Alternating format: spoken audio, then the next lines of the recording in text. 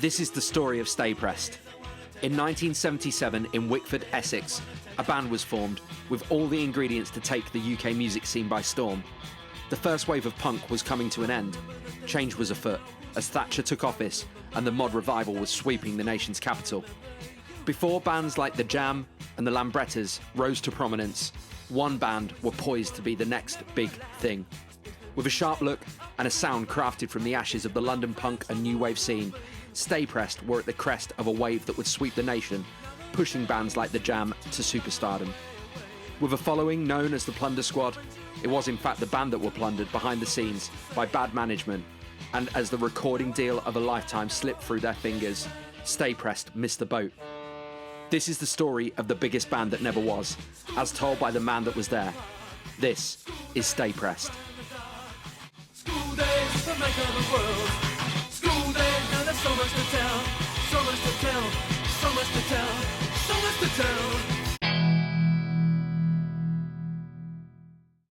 Set up. So, first of all, I think, if you just, hi, my name's Dick York, and hi, my name's Dick York, and I was and am the guitarist in a band called Sta Prest from the late 70s, early 80s, and I've got a story I think needs telling.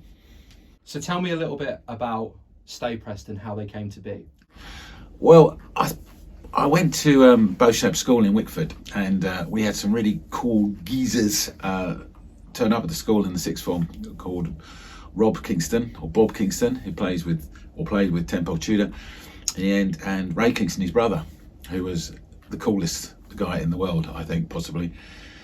And in about 1977, we formed a band called Sta Prest, and we were co-writers and writing solo into the project, and it kind of took off. We were playing in Southend and playing many shows, and we got picked up by Ronnie Scott's, the big agency from London, in playing one of our sets, and they took us to the Big Smoke, and we started playing all around London and all around other parts of the country, up north and over to the west, and it was just like a dream come true. It's what we had always wanted to do since we were at school and together, and it became quite a big animal. And I think the part that's always got lost in all this is that, Sta Prest has always been considered to be a mod revival band. Well, we weren't really. We were a band, and we were, in our own right, doing sort of post-punk songs, pop songs, really. And we got picked up by a number of record companies, the biggest one of which being EMI in about 1978, prior to the revival starting. And we were working with them on could we sign to them, could we not, that kind of deal, kind of discussions and brokering, and we were recording the album and looking at what could be singles, and in the end the deal could never get done, and that was whilst the revival was starting. And so our journey, rather than being as we've been described at times, a school band that ended up playing in the mod revival, we were a post-punk band before the revival started, writing pop punk songs prior to that, and then got caught up in it, really. And so from that perspective, Sta Prest has always been very close to my heart about how I started to write songs, and it was back then, and it kind of faltered in those days, and we could never get the deal, and in the end we signed with Avatar, and we put the song out, School Days, which is supposed to be our coolest and most kind of saleable song. And it never really quite happened. We were the band that never quite made it, really.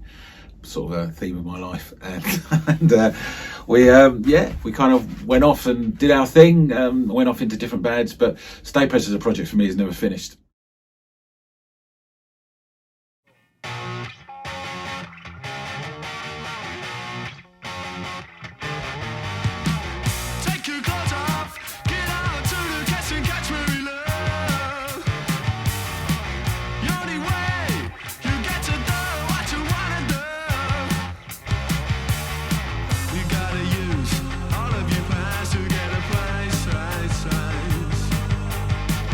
Turn up my and a hearty welcome to our drive-in theater. Brother John, you're a clean living country boy. You could still end up with some director's door. You won't believe the things you have to do. You're mocking time. It's too bad we live in modern days, oh, it's a crime.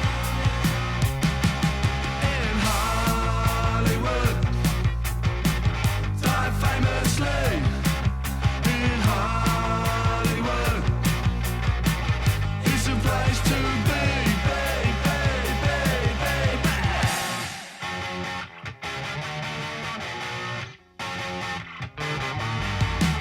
Fast scenery, fast people. It's like a drug windows, it's lethal. And many people act late in outer rooms, wishing they were someone else instead. Many people have lost the will to live. Many people are dead because of Hollywood. Die famously in Hollywood. It's a place to be,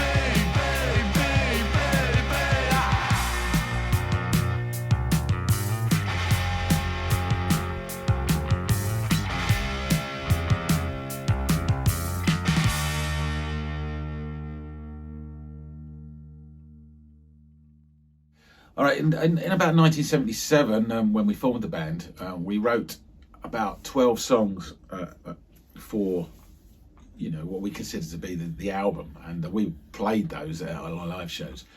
When EMI saw us in 1978, I think playing at the Top Alex, they immediately rushed us into Manchester Square Studios in London, which was their big studio complex. I think Kate Bush had been recording there at the time just before we got in. It was, for us, mad, you know. We were playing in the sixth form common room the week before, and suddenly we're in Manchester Square. And Ronnie Scott's had a manager who looked after us, who didn't turn up to any of the sessions. And in the end, they offered us an album and a deal, and based upon several songs that we'd recorded or demoed in the session. And I just couldn't do the deal. I think Ronnie's wanted way too much money to sign, and they just couldn't get the numbers right, so they let us go.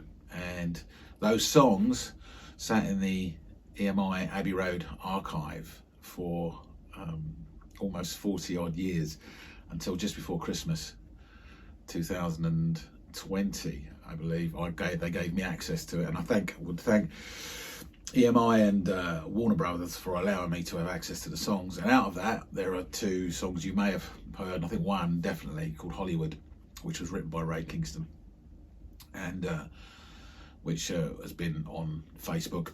And there are several others that we are going to re-record and put onto an album. So yeah, the AMI thing didn't come off, and it was a big shame, because I think, you know, that would have defined us as a post-punk band rather than a mod revival band, and that we never quite fitted that mould. But yeah, look forward to the future. Sta Prest are back, and we're going to play all those songs again that we should have been playing in 1980, and let's see if you like it now. My name's Jay Harrison, and it's hard to say what part I play in Sta Prest, but I guess the biggest thing is that I'm Dick York's son-in-law, which is how I got involved. I've heard a lot of stories about Sta Prest and how they could have been one of the biggest bands in the world, but it just never happened. And I mean, I grew up listening to bands like Jam, The Clash, and a lot of classic rock stuff, Thin Lizzy and Deep Purple and Whitesnake and all of those kind of guys. So when Dick told me of his story and his kind of brush with EMI and how that didn't come off the way that they perhaps would have wanted it to, it really got me thinking. I wanted to tell the story to you guys. And then when the two songs arrived from EMI, dusty old tapes that had been digitalised, and we got in a studio, we pulled them apart, we fixed bits that needed fixing, and we just kind of, made them into listenable songs again that still sound like they were recorded back in 78, 79. But modern enough to still be played and listened to and appreciated now. It got me thinking that those songs deserve the story told. That band deserves the story told. And it also deserves an ending to the story. Or not an ending to the story, but a continuation. So when Dick pitched to me the idea of hitting a studio and recording some of those old songs, I jumped at the chance. And I could not be prouder of how these songs are turning out. It's one of the best things I've ever been involved with. It's been a dream working with Dick and, of course, Jack Murphy, who has Crystal Sound Studios. We've been in there. It's been a real collaborative effort, and I think that we've breathed life into songs that were probably forgotten about and left on a shelf for 40 odd years. And it just seems even more kind of appropriate that with Dick turning 60 this year, that now is the time to do it.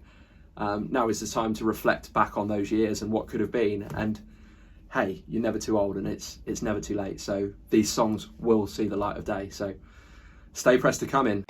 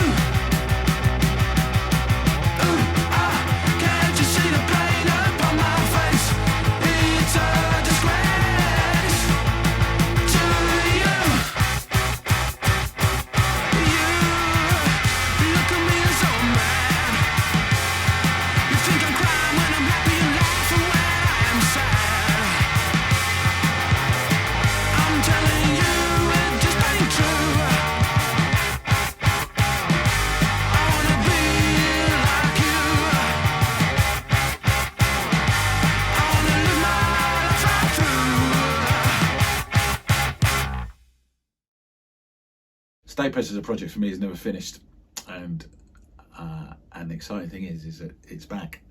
Maybe not as you quite would have remembered it in 1977, but it's a three-piece still.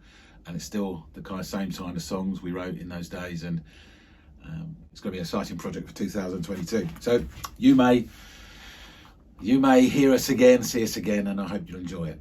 Sta Prest are back.